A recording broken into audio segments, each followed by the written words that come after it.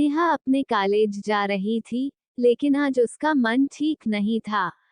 लेकिन फिर भी वह मन मार कर कॉलेज गई, क्योंकि कॉलेज में आज एक बहुत महत्वपूर्ण सेमिनार था। उसके छोटे भाई की तबीयत ठीक नहीं थी, इसलिए उसका मन भाई के तबीयत पर ही टिका हुआ था। नेहा और उसका भाई रमन सतना के एक महाविद्यालय में पढ़ते थे। यहाँ वो किराए के एक कमरे में रहकर अपनी पढ़ाई कर रहे थे।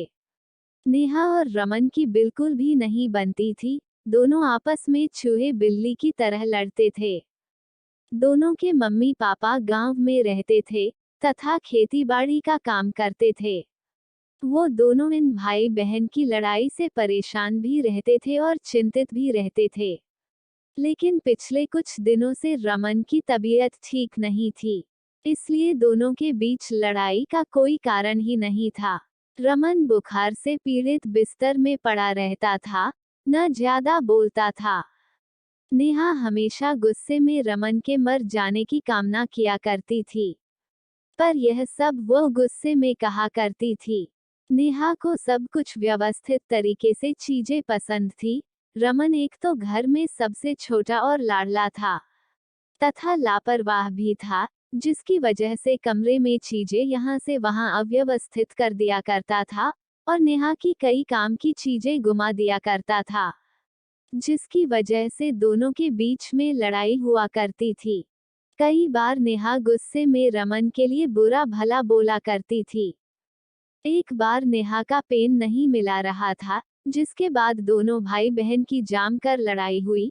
बाद में नेहा गुस्से में कहती हैं कि भगवान ये मर क्यों नहीं जाता, मेरा जीवन बर्बाद करके बैठा है। गुस्से में ऐसी बातें वह कई बार बोल दिया करती थी। रमन ये सब सुनकर मुस्कुरा देता और बहन को चिढ़ाकर भाग जाता। भाई बहन का प्यार क्या होता है, इन दोनों को नहीं पता था। लेकिन जब से रमन की तबीयत खराब हुई थी, नेहा को लगता था कि उसी के अनाप शनाप बोलने की वजह से रमन की तबीयत खराब हुई है। इसलिए उसे अपने ऊपर भी बहुत गुस्सा आ रही थी। वो इस समय अपने भाई की पूरी मन से सेवा कर रही थी, जिससे वह ठीक हो जाए। इसके अलावा अब वह भगवान की पूजा भी करने लगी और कॉलेज के बगल में हनुमान मंदिर में जाकर अपने भाई की लंबी उम्र के लिए प्रार्थना करती। मंदिर के पंडित ने बताया कि बुधवार के दिन व्रत करने से जिसके लिए व्रत रखो वह स्वस्थ हो जाता है। ये सुनकर नेहा ने बुधवार के दिन भी व्रत रहने लगी। रमन को जब पता चला कि नेहा इस समय उसके स्वस्थ होने के लिए व्रत रहती हैं, तो उसके मन में अपने बहन के प्रति श्रद्धा बढ़ गई और उसने भी अपने मनोबल को बढ़ा लिया कि वह भी जल्दी ठीक हो जाएगा, जिससे उसकी पेटू बहन को व्रत न रहना पड़े।